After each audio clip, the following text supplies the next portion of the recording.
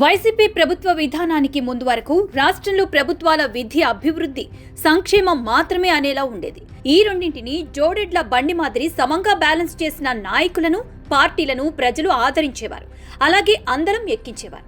కానీ గత 5 ఏళ్ల వైసీపీ పాలన తరువాత అధికారాన్ని అడ్డుపెట్టుకుని బాధ్యతాయుత పదవులలో ఉన్నవారు చేసిన అరాచకాలను కళ్లారా చూసిన తర్వాత ఇప్పుడు అభివృద్ధి సంక్షేమంతో పాటుగా గత ప్రభుత్వ అరాచకవాదుల అరెస్టు కూడా కూటమి ప్రభుత్వానికి తప్పనిసరైంది.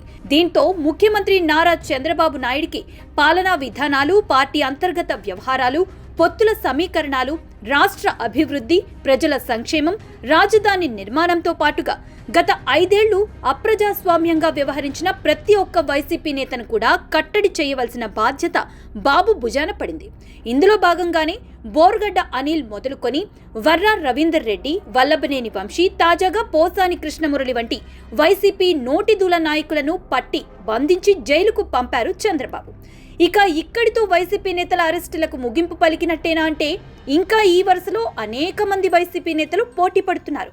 అందులో ముఖ్యంగా కొడాలి నాని, పేర్ని నాని, రోజారెడ్డి, జోగి రమేష్, శ్రీరెడ్డి, ఆర్జీవి, గోరెంట్ల మాధవ్ ఇలా చెప్పుకుంటూ పోతే పెద్ద లిస్టే సిద్ధంగా ఉంది. అయితే ఇందులో ఎవరు ఎప్పుడు ఏ సందర్భంలో అరెస్ట్ అవుతారు అనేది మాత్రం ఎవరు ఊహించలేరు అనేది స్పష్టం. అయితే గతంలో వైసీపీ అధికారంలో ఉన్నప్పుడు అనేక మంది టీడీపీ నాయకులను అప్పటి ప్రభుత్వం జైలుకు పంపించింది. అయితే ఆ అరెస్టుల పట్ల ప్రజల్లో టీడీపీ పార్టీ మీద సానుభూతి వచ్చింది.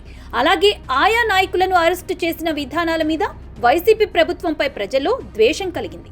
దాని ఫలితమే నేటి వైసీపీ దుస్థితి, కూటమి పరిస్థితి.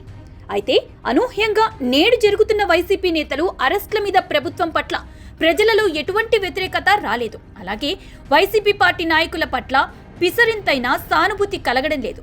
దానికి తోడు ఈ అరెస్టులు ఇక్కడితో ఆగకూడదు, వీరందరినీ సభ్య సమాజంలో తిరగనివ్వకూడదు అంటూ సామాన్యుడు సైతం ప్రభుత్వ చర్యలకు మద్దతు పలుకుతున్నాడు. ప్రభుత్వం నుంచి రాష్ట్ర అభివృద్ధి, ప్రజా సంక్షేమం ఎలా అయితే ఆశిస్తున్నారో అదే తీరుగా వైసీపీ నేతల అరెస్టులను కూడా కొనసాగాలని ఆశిస్తున్నారు సామాన్య ప్రజానీకం.